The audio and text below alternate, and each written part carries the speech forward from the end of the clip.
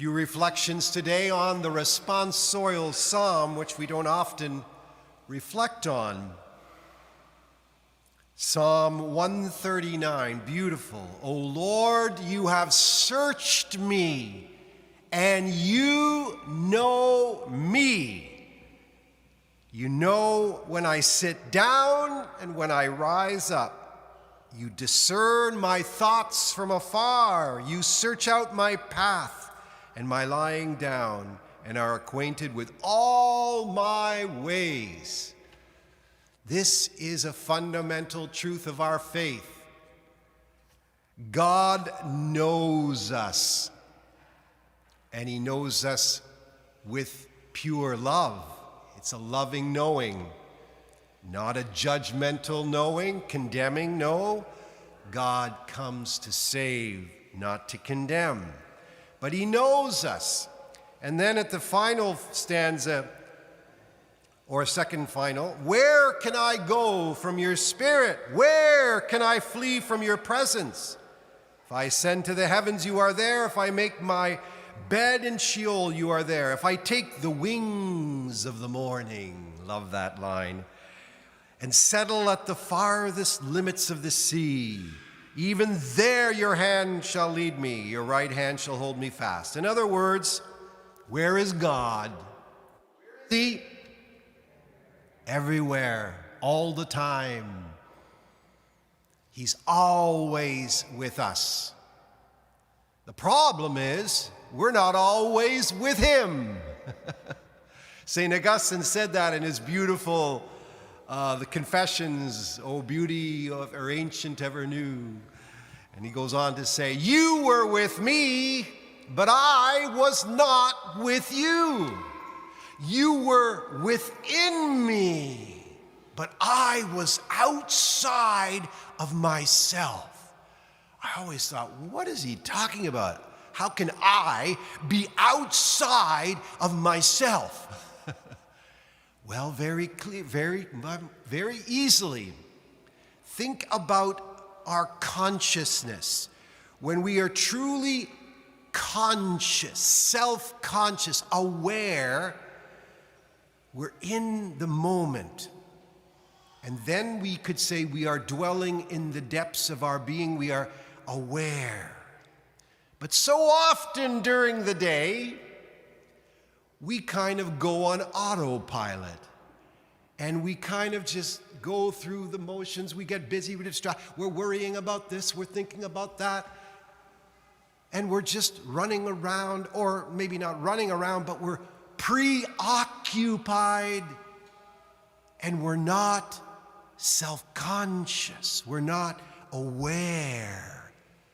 We're not practicing the presence of God in the present moment. Where is God? God is here and now. It's true that God was in the past, when it was the past, and God will be in the future, but right now, he's only here now.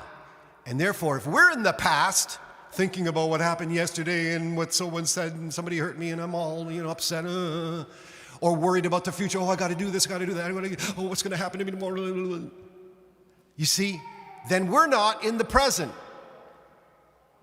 We're not within ourselves. God is within us. God is right here, right now, but we're not right here, right now. We're somewhere else. Think about it. Spouses sometimes, you ever try to talk to your spouse and, hello, are you listening to me? Our spouse is, preoccupied or whatever. We do that all the time, right? We're not able to be in the present moment. That's one of the great disciplines of prayerfulness. You could see prayerfulness, when Paul says pray continually, he means be aware continually, practice the presence of God, try to stay present to the present moment. And that doesn't mean we don't plan for the future and think sometimes about the past, reminisce, but we don't allow ourselves to become preoccupied. We don't lose awareness. Think about it. If we were totally present in the moment, we'd be much more sensitive to our own needs, but also to the needs of others. A lot of time we're not sensitive to the people in our lives because we are not present to them.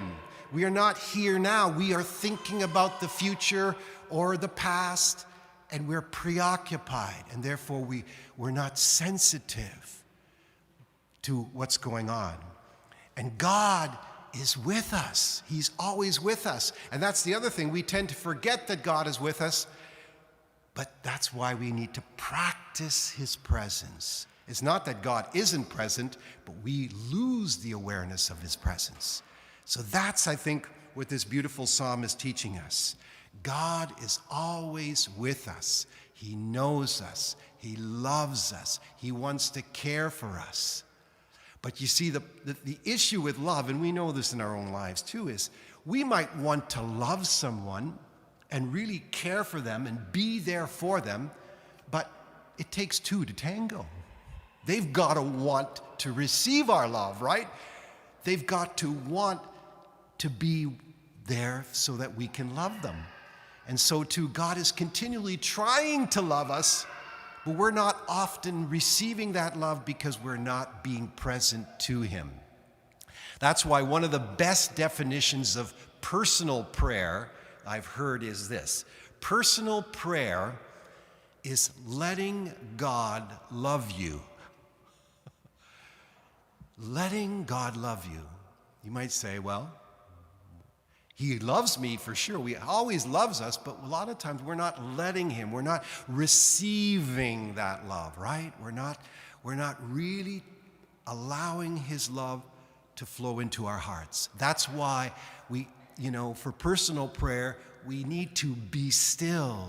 We need to be quiet. We need to cultivate spaces of silence so that we can enter into the awareness of his presence. That's a key for us. Of course, we can pray with others, and there's many ways to pray, like the liturgy too. But even in the liturgy, there's meant to be times of sacred silence so that we can truly, deeply absorb the immediate presence of God. You see, God through his Spirit is everywhere at all times, but in the holy sacrifice of the Mass and through the sacraments, he is present in a very particular and you could say special way. I'm thinking of a word, I can't think of it right now, but a privileged way. He's present to us in the Holy Eucharist. So especially after communion, for instance, it's important for us to have some time of silent communion with God. So let us then pray for that grace today as we continue with this Eucharist.